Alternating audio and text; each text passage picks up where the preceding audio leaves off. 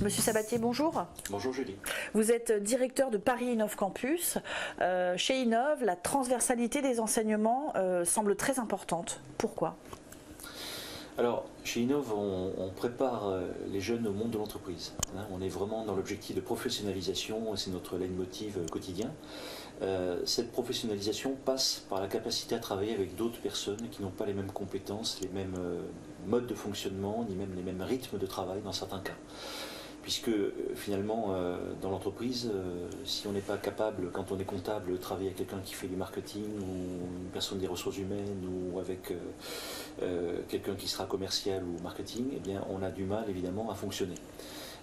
C'est ce qu'on apprend à nos jeunes.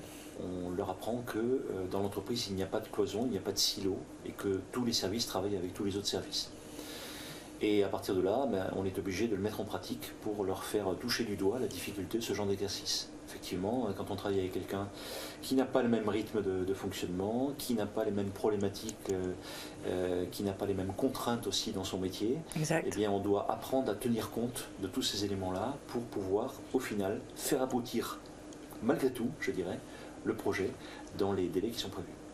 Donc vous mélangez vos étudiants, que ce soit première année, troisième année, cinquième année, vous les mélangez ensemble, les différentes filières, les différents étudiants, les différents niveaux, oui, autour d'un projet, ou de plusieurs projets évidemment. Absolument. Alors les White Days par exemple sont un bon exemple de ce genre de mise en situation.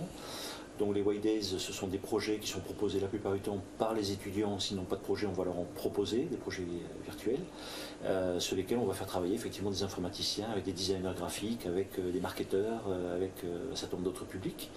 Là en général, on est plutôt sur des projets qui sont donnés année par année, du B1 au Master 2. Bachelor 1 au Master 2.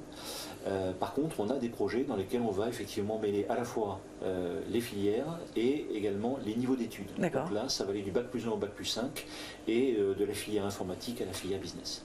Finalement, c'est très intéressant pour des étudiants qui sont dans une filière de pouvoir s'ouvrir et d'apprendre probablement, outre le fait de travailler en équipe, d'apprendre d'autres choses. Voilà, je suis en audiovisuel, je vois un petit peu le côté design, etc. C'est quand même très enrichissant. C'est très enrichissant et je dirais, ils ont, cette génération de jeunes a effectivement la capacité à apprendre en regardant l'autre faire. Nous, on apprenait de manière théorique et puis après on mettait en pratique, mais de manière assez décalée. C'est vrai. Je parle de ma génération. Les jeunes aujourd'hui, c'est tout à fait différent. Ils apprennent effectivement par des tutoriels, ils apprennent en regardant les autres faire, et donc on a des jeunes effectivement qui sont capables d'apprendre le code juste en regardant ou en discutant avec un ami informaticien qui lui est en train de coder. Voilà. Donc avec cette transversalité, on est déjà finalement dans le monde de l'entreprise, parce que c'est vrai, dans mon entreprise, on travaille en équipe, on travaille rarement tout seul dans son coin, donc on est dans la professionnalisation extrême. À outrance.